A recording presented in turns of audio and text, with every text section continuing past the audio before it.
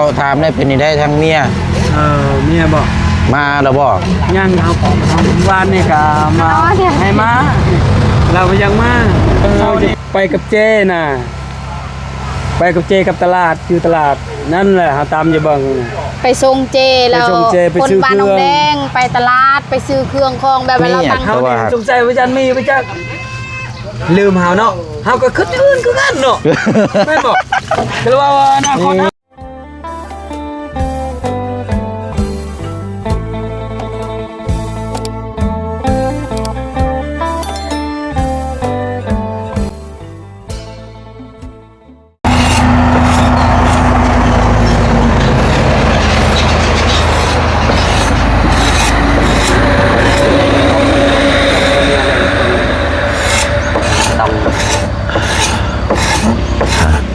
นี่ไรเนาะแล้วอยู่บ่มื้อนี้ให้เรียบร้อยบ่มื้อนี้บ่แล้วคันต่างคันใดนี่แล้วอยู่ขาทางคันใดครับใช้ลูกติ่งยันเตือกับมื้ออื่นแต่ว่าหน้าต่างนี่แล้วเนาะแม่นโอ้เอานี่เฮ็ดแบบธรรมชาติไฟบ่มีแม่นแล้วใช่นี่แหละพี่น้องเบิ่งขูดจะเอาผ้าขูดเอาเนาะขอบโอ้ย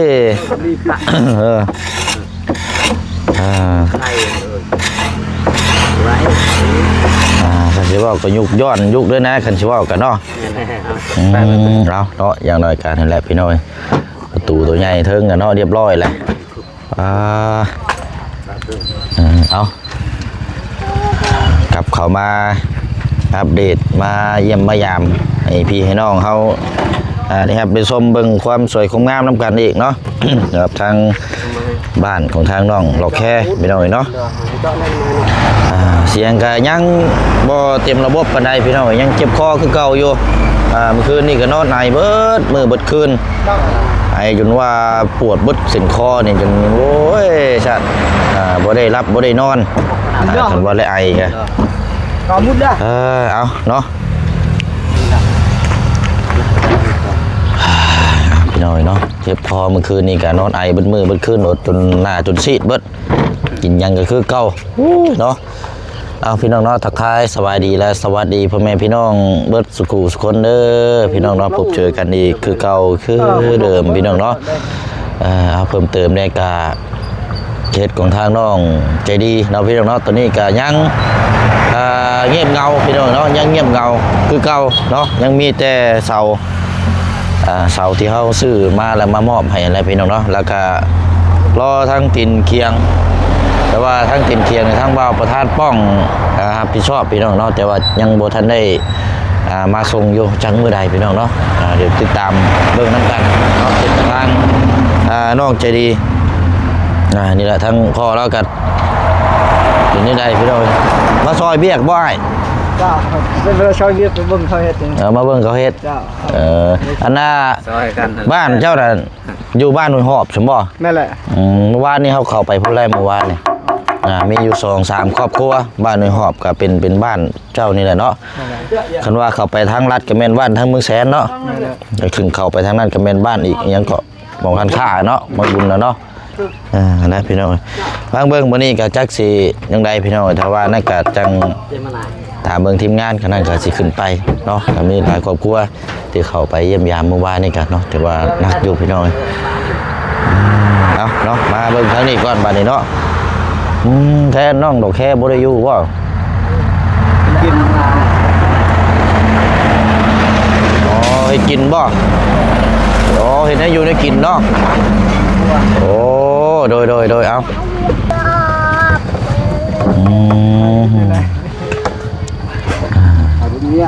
ได้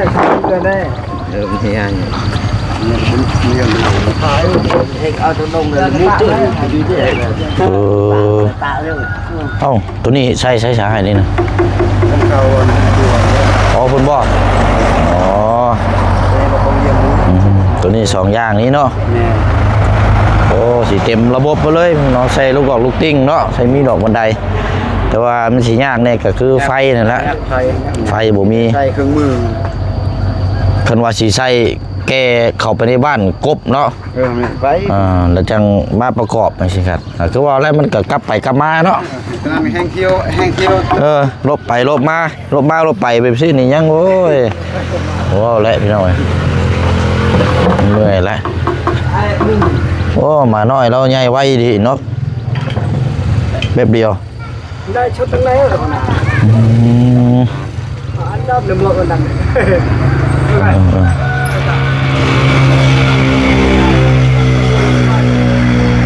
เป็นยังไงโอ้ไก่พี่น้อยเนาะเป็นยังดีเนาะ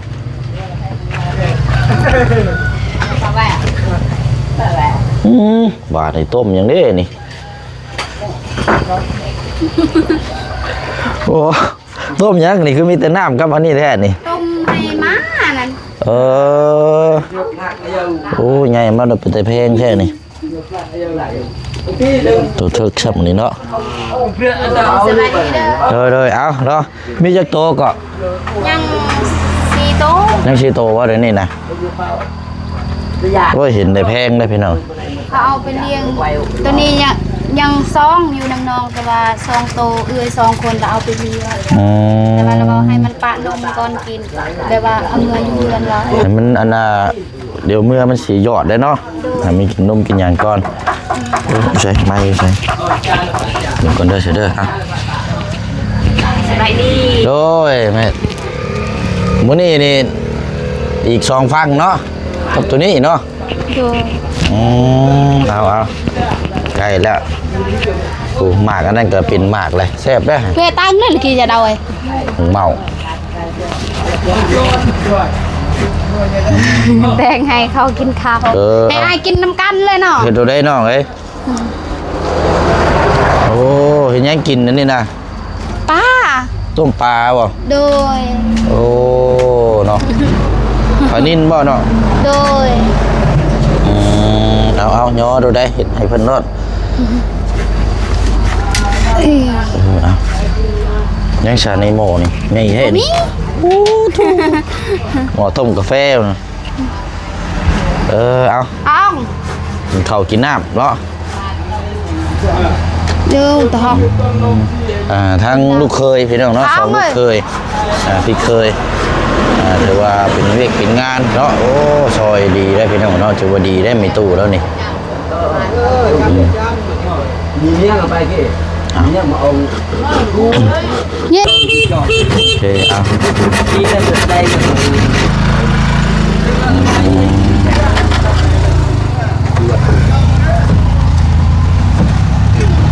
ก็ตลาดอังกฤษเมืองกันนะ น้องประตูเรามาจะใช้กัน มันไป ประตูเรามาจะใช้กัน นี่บอกอันนี้พอไอายเคยเลยเป็นพอเทาของเอือ อ๋อตะรองบ่ เดอ ไม่แน่เนาะ เดอ กันสิว่ากับตะรองกันแน่เนาะ เราไปเวียดของพ่อบักไก่กับแม่บักไก่นั่นแล้ว เป็นนี่ได้กดทางนั้นเลยนี่มาแล้วบ่ ยังสิไปเบ้าเยือนพ่อเทาแม่เทาพ่อบักไก่นั่นแหละ เมียบ่มาเลยบ่ โดย เมื่อยเด้ น้อยใจพวก น้อยใจผัว โดย เมียน้อยใจผัวน้อยใจแล้วยังอะไร จักแล้วน้องเขา ว่าหาอยู่หากินก็เฮ็ดเวียกเฮ็ดงานนํกันแล้วเนาะ พัวเราอยากปลูกกล้วยกับผม โอ้แต่เนี่ยย่างมาพี่ก็ได้เนาะโอ้ใกล้พี่น้อยเนาะกล้วยเราปลูกแล้วหรือว่ากล้วยเรา คือสิแล้วกล้วยอะกล้วยมื้อนั้นแบบว่าพอเท่าเราให้ไปฮับ แต่ว่าเมื่อวานเนี่ยก็พอบักไก่ไปฮับแล้วเมียเราไปยังมาเมียเราบอก เป็นยังไงอันนี้เนาะ โดย แล้วเมื่อตั้งแต่มื้อนั้นพุ่นบ่ โดย ลูกก็อยู่พุ่นบ่เนาะลูกของเราน่ะ2คนได้ลูกแล้วเนาะ เรามือไม่ได้ลูกเรา โอ้คือว่าบ่ได้ให้พิษเถียงกันมันยังคือเมื่อแบบนี้เนาะ จักเวนเขาแบบพอบักไก่บอกให้ปลูกกล้วยแล้วก่อนจึงพาไอ้น้องเราแบบว่าไปฮับเมียเรา เออ อันนี้ก็แล้วปลูกกล้วย มื้อนี้ก็เลยทางผู้ใหญ่ โดย ไปพูดไปคุยให้เนาะ โดย เออ ได้เยอะรอได้เป็นยังไงนะจำ พอจังหวะนี่อันนี้เนาะเดี๋ยวเรามาก่อนจะถามเราเพิ่มเติมก่อน โดย เอาเงินให้ทางเราไปซื้อเอ็มร้อยกินนี่พี่น้อยนึกว่าเมียกลับมาเดี๋ยวเนาะยังบ่ ยังช่องเทื่อว่าเราไปหับเมียเราก็ยังบ่มา อืมไปหับ2เทื่ออะไรยังบ่มาให้อีก โดย อ้าวเป็นอยู่ได้เนาะ เมื่อวานนี้แต่เช้าแล้วพอเท่าเราว่าจะหับเด้อแม่มาไกลเด้อเราก็ไปตอนแรงเห็นบัดไปแล้วเมียเราก็บ่มา เออเป็นอะไรอีกอันนี้เนาะเออเอาสักเดียวสิถามเราเบิ่งคร่าวๆก่อนเนาะ ดูแต่ว่าครอบครัวของเราผิดอีหยังเฮาก็บ่ฮู้เนาะ เดี๋ยวบ่ฮู้แล้ว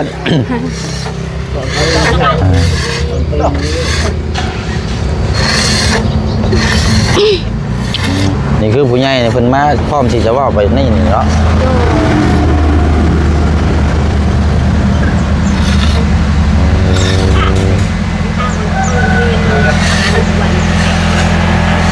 เนาะเนาะ เนาะเมียนหนักกระจักตะกี้หรือยังเอ้ย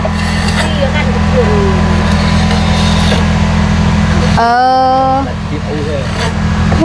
เนาะใส่ผ้าขูดเอาเนาะหรือว่ามีกบมือยังว่า ยุง กบ เทเนาะโอเคล่ะแนวตะดงแนวหน้าเกา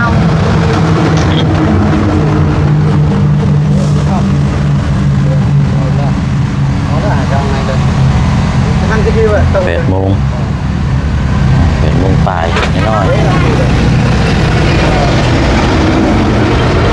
แต่คือบ่ให้เพิ่นคือเพิ่นไปกินข้าวก่อนล่ะ บอกแล้วตัวเราบอกให้แล้วตัวนี้ก่อนเราบอก เขาเรียกไงเจ๊ แต่ว่ามันสิเย็นได้กับข้าวเนาะบ่แซ่บได้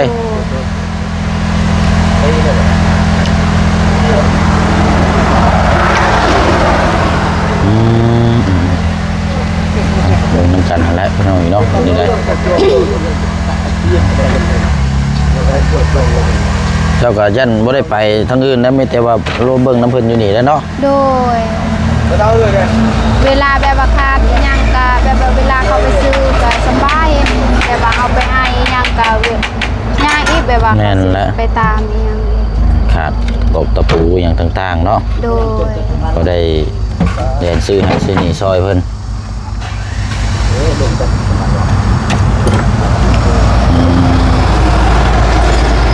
เอาเนี่ยเรามาแล้วพี่น้อยถามเราก่อนแป๊บนึงเนาะเบื่อดีใดเนาะคือว่าฮักแพงกันอยู่โอ้ยเอาแล้วพี่น้อยเอาไม่อ้ายเจ้าเอาขวดหนึงแม่เอาเลยรถ เอาน้ำข้าวเนี่ย เอา รถ เลย เรา รถ ว่าร ถก็คือถอยหลังแท้นี่แหละ 10 คัน โดยเอา เอาไหม เอาเดี๋ยวเขาสิให้เพิ่นหรอกอันเดี๋ยวให้มาพี่ก่อนแป๊บนึงขอถามแหน่เฮาได้เว้าอะไรกินนี่เป็นยังไงทางกันเป็นยังตีน น้ำจุดทึกต่อไม้นะ เจ็บบ่ เจ็บ มันพริก เผ็ดอยู่ เอ็นพริกอ๋อ แบบว่าเรา อุ แกะ ปลายได้นี่ แกกล้วยลมพริกหน่อยหนึงนี่โอ้ย ขึ้นมาเลย เพราะเอ็นพริกนี่ใช้เวลาได้เพื่อสิเซานี่ โอ้ เป็นเดือนพุ่นใด 4 มื้อ ป่ แล้ว วยก็ผิดกันแบบว่าเขาย่างตลอ ทาน ด เซาเพราะว่าเคยเป็นอยู่นี่น่ะ โดย คือเอ็นพริกเอ็นหลังไม่ใช่นี่ก็จนลืมหมดว่าสิเซา เผ็ด เจ็บ นึงเอาแกงพริกนี่นี่มาก็ไปจักเรา อืมโดยอันว่าเดี๋ยวถามได้เป็นนี่ได้ทั้งเมีย เมียบอก มาแล้วบ่ ย่างเขาทำบ้านนี่ก็มาให้มาเราไปยังมาเช้านี่ก็คอยให้มาอีกก็ให้น้องไป เออ เพิ่นว่าไปยังมาขึ้นเขาว่าผิดหยังก็เฮายังพ่อแม่ยังไอ้น้องเว้าอยู่ในเฮือนเฮาน่ะพ่อแม่เราเขาเจ้าบ่จักหยังอยู่เมื่อก่อนเฮาจะเว้าสุดๆแต่ว่ายังมายังเมื่อคันจะเว้าเลยจะเว้าอยู่พุ่น อ๋อ แต่เฮายังเมื่อ2-3เทื่อแหละเพิ่นเฮามาบอก เจ้าน่ะมื้อนำ3เทื่อแล้ว 3เทื่อเช้านี้แหละบ้านนี่ก็ไปแม่เฮาให้ไปอีก แต่ว่าเราบ่มาเนาะ เอาไปกาจรไอ้น้องแล้วเรามันยังมาแล้ว มื้อนี้ก็สิบ่มาอีกบ่ บ่มาเอามาแต่พุ่น อ้าวเนาะ มากับ เป็นนี่ได้อันนี้ จอนเรายังมาบ่ได้ผิดเรื่องหยังนะ เรายังเมื่อก็คือเจ้าเราเห็นทุกอย่างไม่จังทุกอย่างก็เห็นได้แต่ผ่านมา2-3 ปีแหละ อยู่น้ำกัน อยู่น้ำกันจน ก็บ่ ได้ เห็น ลูกซองนะ บ่เห็นเว้าอย่างกันเนาะ จากเราไม่ได้พอใจอย่างเราก็ไปจักจนเฮ็ดผู้เดียวทำบ้างน้องมีแต่ผู้เดียว4-5 ปีนะอันนี้ก็ปลูกแล้วปลูกกล้วยนี่จะไปเอาหวานมัน เออ 5 มื้อปลูกกล้วยขุดกล้วยเราอยู่ซื่อๆนั่นแหละเจ้าเราบ่เข้าใจ ผมบ่ได้ผิดบ่ได้เถียงกันเนาะ บ่ได้เถียงบ่ได้ตีนะ เมื่อหอมลูกเมื่อเลย อมลูกก็มือเลยไปเอา2 เทื่อเราอยากมา ไปเบาที่พ่นว่าก็จักในเบาบ่ได้ผิดนะจังแล้วเดี๋ยวเราจะปะเอาจักแหละปะยา บ่คันว่าเอาคันว่าคือเฮาบ่ได้ผิดบ่ได้เถียงกันกะคือเจ้ากับบ่ได้ให้บ่ได้ตีแล้วจังซี่ก็มีแต่ถามเราพุ่นแหล้วเนาะมันสาเหตุเป็นหยังเจ้าคือเมื่อ แม่น บ่ต้องถามผู้นั้นคักๆได้บัดเจ้าน่ะบ่ต้องถามก็ได้เพราะว่าเจ้านั่นบ่ได้ มีแต่เขาเว้าเนาะ เจ้าบ่ได้ผิดบ่ได้หยังได้พร้อมที่จะเอาลูกเมียมาอยู่คือเก่าอยู่เดี๋ยวว่าเราเมื่อนต้องถามนะว่าเป็นหยังจังเมื่อสาเหตุแบบใดที่ค่อยจนค่อยทุกข์ค่อยยากบ่หรือว่า แม่น ค่อยหาข้าวน้ำซะปลาบ่กุ้มแรงกุ้มง่ายก็ถามไปเนาะ เป็นว่าเขาก็ใช้แน่เขากินก็มี เท่าก็มี ทุกข์ยากแบบใดเขาบ่มีกินบ่หรือว่าแบบใดก็ขอให้ฮู้เหตุผลเนาะ พี่น้องว่าเลยทางเขาเว้าแล้วเนาะบาง เขาต้องให้เขาเว้าพุ่นแหละ ทางเขาเว้าแล้วเนาะเฮาไปซื้อๆ2 เทื่อแหละแปล โอ้ 3 เทื่อนั่นแหละแปล ยังบ่มาอยู่เนาะ เฮ็ดทุกข์ไอ้น้องเอ้ยเฮ็ดทุกข์พ่อแม่ก็มีเวียกหยังก็เฮาก็สืบสวนพ่อแม่ก่อนไอ้น้องก่อน อืม นี่เขาเมื่อก็บ่ได้บ่ครอบเขาเอาจนงอมจนซอย3-4เทื่อ จังแนวใดเนาะ เจอจากนี่น่ะเอาย่อเงินก็บ่มีไปอยู่มีน้ำมันน้ำมอกเอง เปิดด้วย พ่อจะเดาจะไหนเว้ย มื้อนี้คือ ก็กินข้าวน้ำกันเลย เอาเลยให้เพิ่นพากันกินรถเนาะมื้อนี้เนี่ยสิเฮ็ดให้แล้วมื้อนี้เนาะ ยังจะบอกพ่อแม่น่ะกับน้องคืออายเคย เอาสิเอามาเว้าอยู่พี่ก็บ่มา บ่มาบ่ให้เว้าอยู่นี่แม่บอกว่ายังกับพิษยังก็ให้มาเว้าอยู่นี่ เขารู้จักเรื่องหยังแล้วพ่อแม่เจ้าก็บ่จักหยังนั่นมาไปเว้าอยู่คนเขาบ่จักเรื่องไหมเว้าอยู่นี่เรายังมา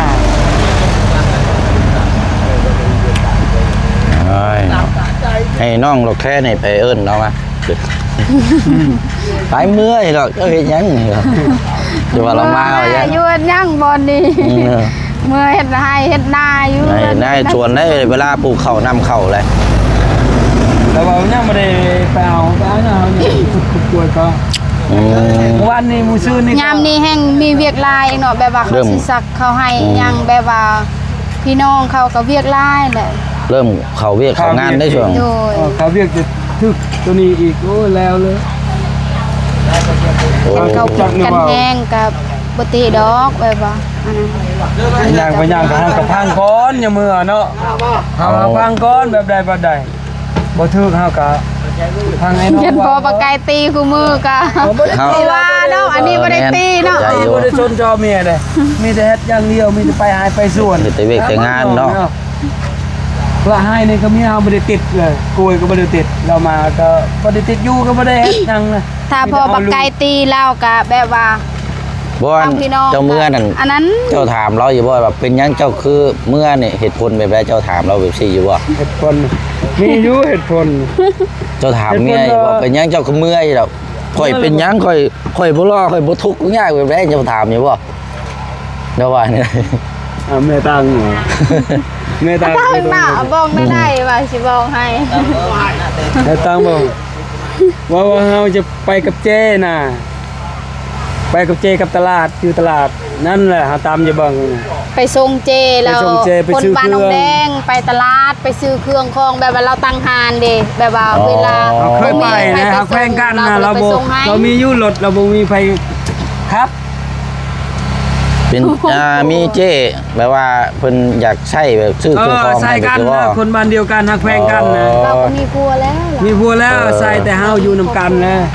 เห็นใจกันแลน บ่ได้มักกันเนาะ มาใช้พึ่งพาไปเบี้ยเฮ็ดงานนี่แหละเนาะ ให้เวียกงานนี่แหละเนี่ยเฮาคาเวียกกับเราบ่ได้บอกกันเราไปคาเวียกเราไปส่งนะอยู่นำกันเนี่ยครับน้องแล้วมึงเคยใส่ไปนึงนี่นะแต่เมียเขาสงสัยจะมากัน โอ้ นี่นะก็มันน่ะแล้วเมียว่าเราเว้าเดี๋ยวนั้นยันอ้ายเห็นบ่เราไปจากเว้าเฮาตามจะเบิ่งละแนวนั้นแหละ ยันคิดว่าผัวในสิ แม่น มักกับผู้นี้เนาะ แม่น ก็เลยน้อยใจไปจักเนาะ ก็ส่งมาแล้วเมียเฮาไปเว้าอยู่ในเจอยู่ในเฮือนนะไปเว้าเด้เจว่าเฮาแข่งกันกันเฮามักกันแล้วมักตะกี้แล้วเจ้าบ่ทันเฮาแล้วว่าเห็นนี่ฮักแพงกันเห็นว่าเจเฮาไปส่งเจซื้อของกินให้ลูกเด้ให้ลูกเอาได้ว่าเฮามักเอาอีกเพราะว่าบ่คิดว่าสงสารเฮาทุกข์ยากซื้อให้ลูกมักแตงโมขนมไม่ย่างก็ของอยู่ตลาดนั่นแหละจะซื้อให้ลูกเฮาไปส่งเฮาบ่ได้ของว่าเฮาไปส่งซื้อให้ลูกเฮาเด้อเจเลอเฮาก็บ่ของเฮาส่งมาเอาน้ำใจกันผู้หนึงอาศัยผู้หนึงแต่เราว่าฮักแพงกันอยู่ซื้อมังไม้มังโมมาซื้อให้ลูกแล้วว่ามักกันอีกบ่คิดว่าสงสารให้ของกินเด้มาให้เด้ แต่เจ้าเอานี่โยนกินมาให้ลูกเต้าแล้วเราคิดว่าเอามาให้เจ้านี่เจ้ามาหักแพงกัน ได้จะเบิ่งแล้วแนวนั้นแหละ เป็นเมียนี่เนาะความคิด เขาบ่ได้เข้าใจเขาแล้วเจ๊ก็บอกว่าเมียจะบ่ได้เข้าใจเขาบอกเรื่องมักกันเขามักตะกี้แล้ว รุ่นแม่กับรุ่นลูกแล้วว่ากันบ่ได้เจ๊บอกนี่เห็นบ่เดี๋ยวเมียเขาบ่ได้เข้าใจ เลยเรา ไปเว้าเจ๊อยู่นี่เด้ บ่เสียกินข้าวนำกัน เอาเลยอ้ายกินมาแล้วเดี๋ยวเจ้าคือบ่กินน่ะนะ กินแล้วปัดแล้วปัด โอ้ยเนาะพี่น้องอันนี้เนี่ยว่าด้วยความหักความแพงเนาะมันก็ถ้าเฮาคิดไปในทางลบมันก็ลบมันคิดทางบวกมันก็บวกเนาะไม่แต่เฮ็ดใดบาดนี้เนาะต้องง้อเมียแล้วเจ้าบาดง้อสุดแล้วก็ยังบ่มาแล้วก็จบกันแล้ว แล้วนั้นนักแล้วเมียหึงเนี่ยรอลายเนาะเมียหามือแล้วว่ามือน่ะตาจุกเฮ็ดทุกตัวเองนี่เมื่อไผจะเฮ็ดเวียกเฮ็ดเวียกก็บ่ม่วนเลย โยบุตีแล้วเนาะพี่แล้วพี่น้อย 3เทื่อไปเอา มื้อนี้ก็รุ่นอีกจักสิมาหรือบ่มามื้อนี้เนาะเอาและเป็นกำลังใจให้เนาะมาอยู่หรอกเราเป็นคนน้อยใจต้องงอนักเนาะ ง้อแบบต้องง้อแบบให้อันนี้เนี่ยจังน้อยได้ยันว่าไปเมื่อแบบที่เรากับบ่ปัดใดได้เนาะ โด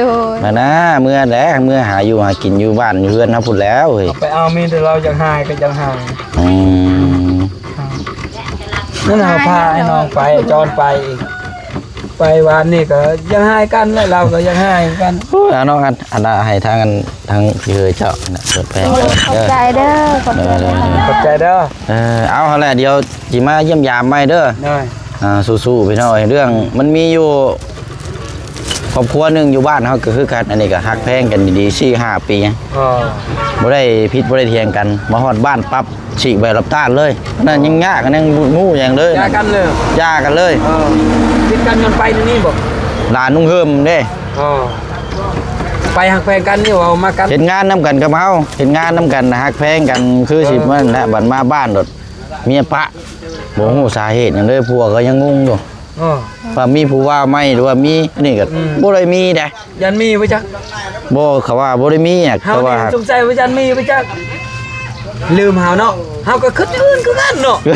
แม่นบ่ก็ว่าอนาคตเฮาก็เราสงสัยเฮาก็สงสัยแล้วคือกันแม่นบ่ อยู่ก็อย่าอยู่ก็ไปเนาะแม่นแหละอยู่ก็ไปชื่อเจ้าก็ ไปก็ไปบ่มีเหตุผลคือจะไปนั่นน่ะถึงบ่ถึงเฮาก็ชวนก่อนเฮาก็ยังมีพ่อแม่ให้น้อง ให้ แม่ แล้ว นั่นแหละบ่ให้บ่เอาเอ็มร้อยได้เอาให้เพิ่นรถเด้อ เขาเอาเรื่องบ่มากบ่ทุกเลยก็คำเดียวก็แล้ว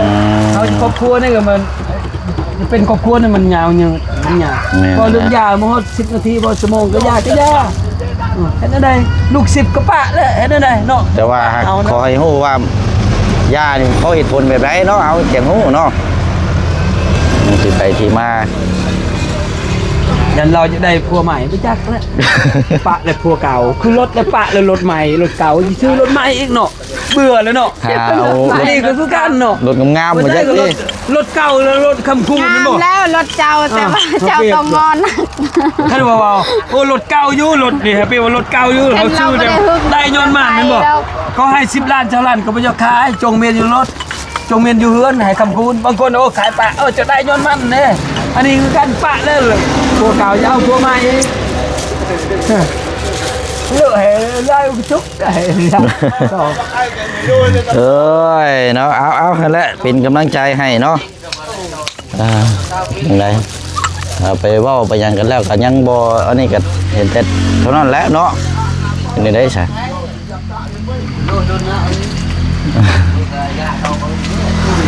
ยอมบ่ ยันเราจะได้ผัวใหม่จัก เราบ่อยากได้ดอกผัวใหม่แต่เราหึงเจ้าลายหึงแห้ง แฟนกัน ผัว เรามากันเฮาก็คอดกันชนะเจ้าจะไปเลยกับเขาเด้อคือเจ้าไปแล้วเฮาเมื่อเฮาไปอยากบอกอีผัวแม่เจ้าไอ้น้องเจ้าก็เมื่อเลยเฮาก็บอกก่อนเมื่อผมไปจักหยังเมื่อ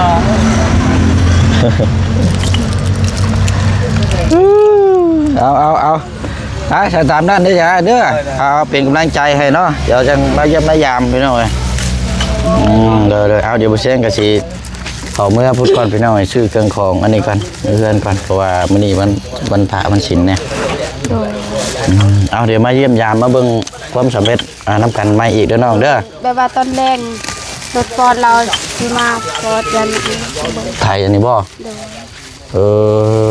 ไทยปั๊บแล้วจังเอาดินมาถมใช่บ่เนาะ โดย อ๋อ เรามีเงินก็สิเอาดินมาทมอีกแต่ว่าบ่มีปะนี่ก็ โอ้พวกเศษไม้นี่เก็บไว้ก่อนได้นี่เนาะ โดย แม่นอยู่ต่ำ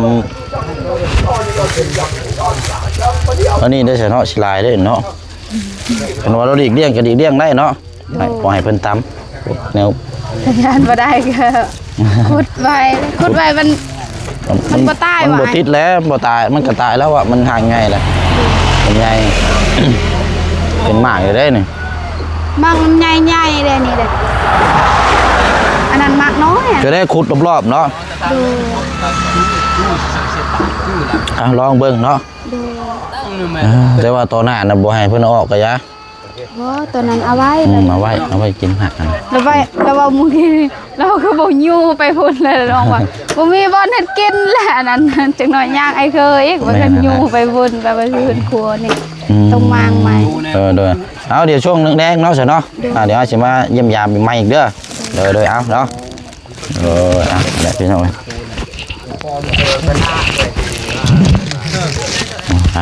โอเคพี่น้องเด้อแหละพี่น้องเนาะพูดคุยถามน้ำกันเนาะกลมหักกลมเพลง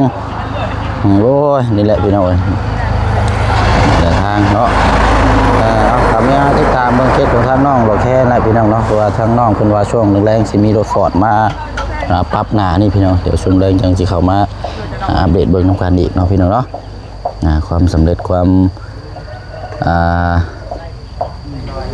นี่ก็ขึ้นอยู่กับทางผู้ใหญ่นี่แหละพี่น้องเนาะซอยทางน้องเพิ่นแล้วก็ทางพี่น้อง FC เฮาที่ภาครันเบิ่งแยงทางน้องเพิ่นจนได้นี่แหละพี่น้องเนาะเอาแล้วพี่น้องเนาะเดี๋ยวจังเข้ามาเยี่ยมมายามกันอีกเนาะเดี๋ยวเข้าไปเยี่ยมยามทางน้องป๊อปกันเนาะพี่น้องเด้อวันนี้เนาะเดี๋ยวไปต่อก่อนจะพูดก่อนเนาะคลิปนี้พอน้องเปียวลาไปก่อนเนาะบ๊ายบายเด้อพี่น้องเด้อเนาะสบายดี